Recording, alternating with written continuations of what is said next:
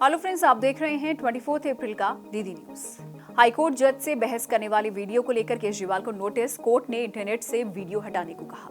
आज वेस्ट बंगाल में पीएम मोदी, कल पहले फेज में हुई थी रिकॉर्ड वोटिंग। बिहार में रील बनाने वाले 50 पुलिस वाले सस्पेंड, जल्द डिपार्टमेंटल एक्शन भी लिया जाएगा। नीट यूजी 2026 के पहले मेडिकल स्टूडेंट को नहीं मिलेगी लीव, एनएमसी ने कहा चीटिंग रोकने के लिए लिया गया फैसला।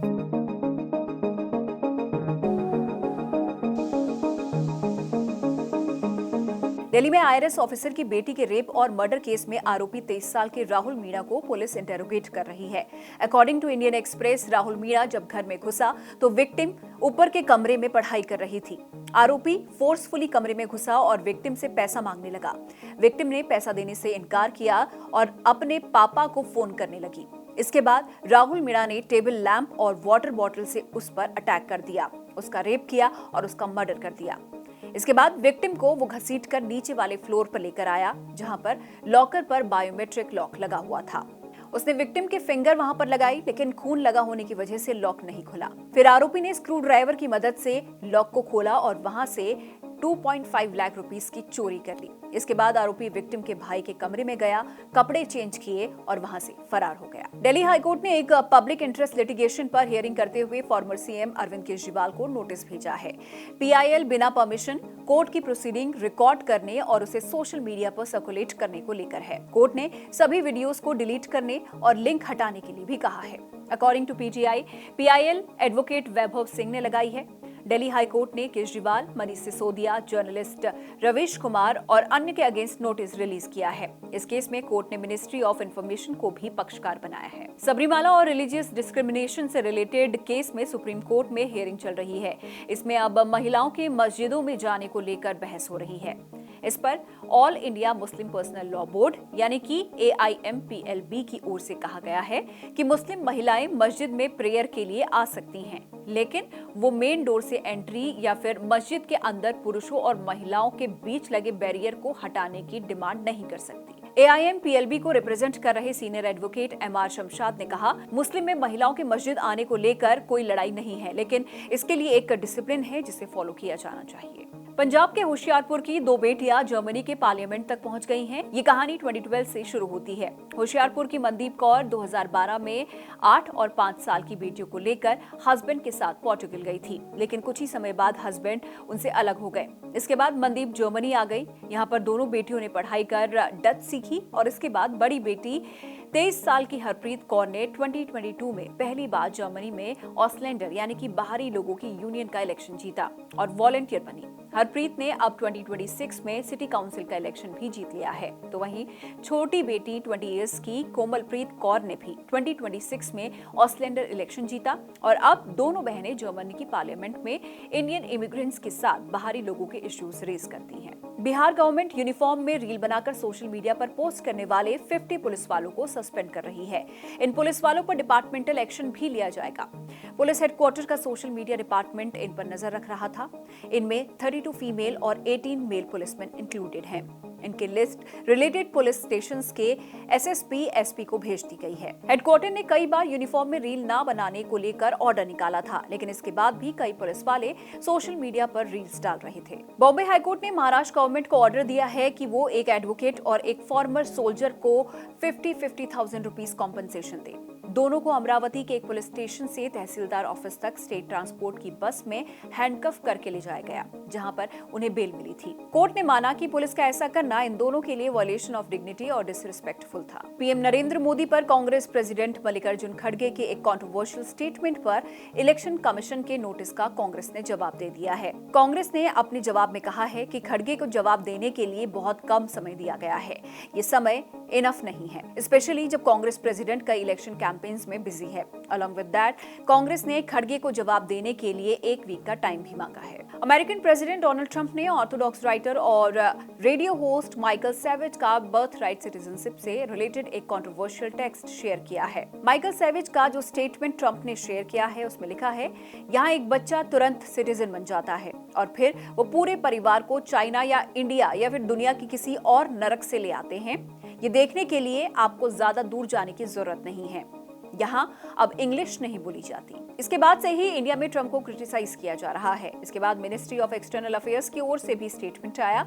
एमईए स्पोक्सपर्सन रणधीर जायसवाल ने इस रिमार्क को अनइन्फॉर्म्ड, इनअप्रोप्रिएट और इन पुअर टेस्ट बताया है। इसे इंडिया यूएस रिलेशनशिप की रियलिटी भी पता नहीं चलती है। गवर्नमेंट ऑफिसेज में अक्सर हमारा काम फंसता है और फिर हम काम को निकलवाने के लिए सरकारी कर्मचारी को चाय पानी के नाम पर कुछ पैसे दे देते हैं या फिर काम पूरा होने पर मिठाई के नाम पर कुछ पैसे देते हैं। लेकिन यहाँ पर हमारी एक बहुत बड़ी गलती होती है और वो गलती कैसे आपकी जिंदगी पर भारी पड़ सकती है, आप इसे देखिए हमारे वीडियो ये भी इलीगल है में। हाय गाइस, वेलकम टू ये भी इलीगल है। और आज के इस वीडियो में हम उस इंडियन स्लैंग के बारे में बात करेंगे जो लगता तो बहुत मासूम है पर उसका अंजाम बहुत ही डार्क हो सकता है। जी हाँ, आज बात सरकारी दफ्तर में फंसने वाले काम के बाद सरकारी अफसरों को चाय पानी पिलाने की।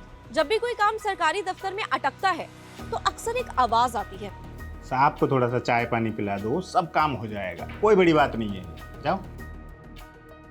अब कुछ लोगों को लगेगा कि यार ये एक छोटा सा जेस्चर या फिर स्पीड मनी तो है, क्या ही हो जाएगा इससे ज्यादा। तो मैं आपको बता दूं कि इंडियन डिक्शनरी में इसे चाय पानी नहीं बल्कि ब्राइब यानी कि रिश्वत कहा जाता है। और ये आपके लिए कितना घातक साबित हो सकता है, लेट्स डिकोड द फैक्ट्स। अगर किसी सरकारी दफ्तर में आपसे कोई सरकारी अफसर अपनी ड्यूटी या अपना काम करने के लिए ग्रेटिफिकेशन के नाम पर आपसे पैसा मांगता है तो वो सीधा सीधा जेल का हकदार है। अब 2018 से पहले सिर्फ लेने वाला फंसता था, पर उसके 2018 के अमेंडमेंट के बाद देने वाला भी इक्वली दोषी माना जाएगा। ऐसे ही इंफॉर्मेटिव वीडियोस देखने के लिए देखते रहिए जिंदाबाद। इसका पूरा वीडियो आप डिस्क्रिप्शन में दिए गए लिंक पर भी देख सकते हैं। वेस्ट बंगाल और तमिलनाडु असेंबली इलेक्शंस के लिए कल रिकॉर्ड वोटिंग हुई। बंगाल की 294 सीट्स में से 152 सीट्स पर फर्स्ट फेज में 92.72% वोटिंग हुई। इस बीच बंगाल से वायलेंस की खबरें भी आई। 2 बीजेपी कैंडिडेट्स पर अटैक हुआ और एक को तो दौड़ा कर पीटा। On the other hand, Murshidabad के नौदा में देर रात देसी बम से अटैक में कई लोग इंजर्ड हो गए। तो वहीं तमिलनाडु की सभी 234 सीट्स पर 85.14% वोटिंग हुई। दोनों स्टेट्स में आफ्टर इंडिपेंडेंस अब तक सबसे ज्यादा वोटिंग हुई है। ममता बनर्जी ने वोटिंग के बाद कहा कि बंगाल की जनता ने एसआईआर के अगेंस्ट बम्पर वोटिंग की है। होम मिनिस्टर अमित शाह ने कहा कि टीएमसी का सूरज ढल चुका है। पीएम नरेंद्र मोदी ने आज वेस्ट बंगाल के दमदमा में रैली की। उन्होंने कहा कि टीएमसी का दिया अब बुझने वाला है। इसी के साथ पीएम ने अनएम्प्लॉयमेंट को लेकर गवर्नमेंट को टारगेट भी किया। देश के दूसरे हिस्सों से लोग रोजगार के लिए कोलकाता आते थे, लेकिन आज युवाओं का पलायन यहाँ की सबसे बड़ी चुनौती बन गई है। आप स्पोर्ट्स का ही सेक्टर लीजिए, कोलकाता से बड़ा स्पोर्ट्स का हब देश में कहीं नहीं था, लेकिन आज बंगाल के युवा खिलाड़ी भी अच्छे अवसरों के लिए छोड़कर जा रहे हैं। आखिर क्यों?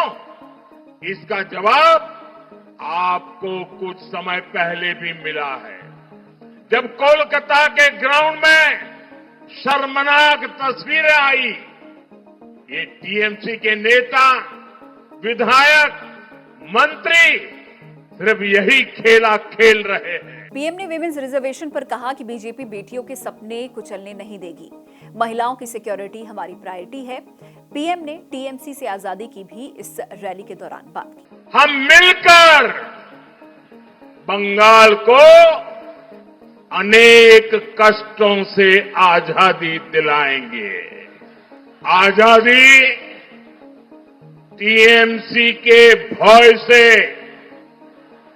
आजादी टीएमसी के भ्रष्टाचार से, आजादी टीएमसी के सिंडिकेट से, आजादी बेटियों पर अत्याचार से, आजादी पलायन की मजबूरी से, आजादी बेरोजगारी और बेकारी से, आजादी घुसपैठियों के कब्जे से। इंडिया और ईरान के बीच फ्लाइट्स फिर से शुरू होने की खबरों के बीच ईरान में इंडियन एम्बेसी ने इंडियंस के लिए ट्रैवल एडवाइजरी जारी की है। इंडियन एम्बेसी ने इंडियंस को ईरान ट्रैवल ना करने की स्ट्रिक्ट एडवाइस दी है। एम्बेसी ने एडवाइजरी में कहा है कि ईरान और इंडिया के बीच कुछ फ्लाइट्स के शुरू होने की खबरों को देखते हुए इंडियंस को स्ट्रिक्ट एडवाइस दी जाती है कि वो ईरान ना जाएं, चाहे वो एयर ट्रैवल हो या फिर लैंड रूट। एम्बेसी ने कहा कि रीजनल टेंशंस की वजह से एयर ट्रैवल पर रिस्ट्रिक्शंस और अनस्टेबल ऑपरेशंस अब भी ईरान आने जाने वाली इंटरनेशनल फ्लाइट्स को अफेक्ट कर रही है। इसके अलावा इंडियन एम्बेसी ने फिर से दोहराया कि जो इंडियंस इस वक्त ईरान में हैं, वो एम्बेसी के साथ टाइट कोऑर्डिनेशन बनाए रखें और साथ ही साथ डेजिग्नेटेड लैंड रूट्स के जरिए ईरान को छोड़ दें। अमेरिकन प्रेसिडेंट डोनाल्ड ट्रंप ने अनाउंस किया है कि इजरायल और लेबनान के बीच सीज फायर को 3 वीक्स के लिए बढ़ा दिया गया है। ट्रुथ सोशल पर एक पोस्ट में उन्होंने कहा है कि ये डिसीजन ओवल ऑफिस में इजरायली और लेबनान के ऑफिसर्स के बीच हुई मीटिंग के बाद लिया गया है। ट्रंप ने कहा कि मीटिंग बहुत अच्छी रही। इसमें American vice president JD Vance और फॉरेन मिनिस्टर मार्को रूबियो भी मौजूद रहे। उन्होंने लिखा, अमेरिका लेबनान के साथ मिलकर काम करेगा जिससे वो हिजबुल्लाह से खुद को बचा सके। इसके कुछ ही देर बाद ओवल ऑफिस में ट्रंप ने मीडिया से बातचीत की। इसमें ट्रंप के साथ वेंस और रूबियो के अलावा लेबनान और इजरायल में अमेरिका के एम्बेसडर्स भी मौजूद रहे। एनएमसी यानी कि नेशनल मेडिकल कमीशन ने सभी मेडिकल कॉलेजेस और इंस्टीट्यूट्स को नीट यूजी 2026 से पहले कुछ डायरेक्टिव्स जारी किए हैं। एनएमसी ने कहा है कि 2 और 3 मई को किसी भी स्टूडेंट को लीव ना दी जाए। असल में 3 मई को नीट यूजी का एग्जाम है और इन स्टूडेंट्स को लीव ना देने के लिए इसीलिए कहा गया है कि ये किसी चीटिंग या फिर किसी तरह के काम में इन्वॉल्व ना हो सके। जूनियर वर्ल्ड कप में इंडियन शूटर प्राची गायकवाड़ ने women's 50 metre rifle 3rd position में गोल्ड मेडल जीत लिया है। ये टूर्नामेंट में इंडिया का दूसरा गोल्ड मेडल है। तो वहीं मेंस कैटेगरी में 10 मीटर एयर राइफल में नरेन प्रणव ने ब्रॉन्ज मेडल जीता है। प्राची ने फाइनल में 354.6 का स्कोर किया। उन्होंने डारिया चोप्रिस को 0.2 पॉइंट से हराकर ये मेडल अपने नाम हासिल किया है। इंडिया के टूर्नामेंट में 2 गोल्ड्स, 4 सिल्वर, 3 ब्रॉन्ज के साथ ही टोटल 9 मेडल्स हो चुके हैं। डेनमार्क में आज से शुरू हो रहे थॉमस कप में इंडियन मेंस बैडमिंटन टीम एक बार फिर से हिस्ट्री रिपीट कर सकती है। 2022 में पहली बार हिस्टोरिकल थॉमस कप जीतने वाली इंडियन टीम की होप्स इस बार आयुष शेट्टी और लक्ष्य सेन के शानदार फॉर्म पर टिकी हुई है। आयुष हाल ही में एशिया चैंपियनशिप के फाइनल में पहुंचने वाले 61 इयर्स में पहले इंडियन बने थे। तो वहीं लक्ष्य ऑल इंग्लैंड चैंपियनशिप के रनर अप रहे थे। चोट के बाद वापसी कर रहे सात्विक चिराग की स्टार जोड़ी पर सभी की नजरें टिकी हुई हैं। आज के न्यूज बुलेटिन में इतना ही। देखते रहिए जिंदाबाद। Bye bye.